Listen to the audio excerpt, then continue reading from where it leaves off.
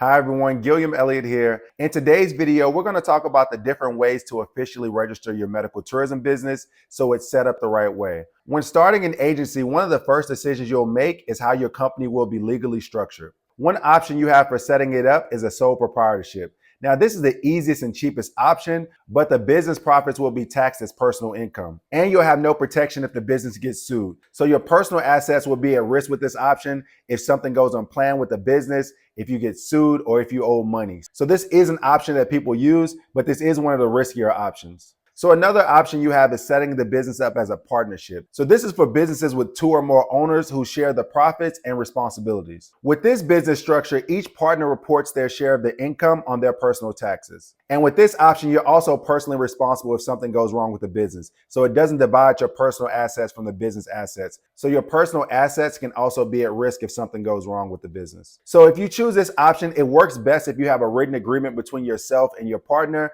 Obviously, you want to have a partner that you trust, but it's always good to have everything backed up with an agreement.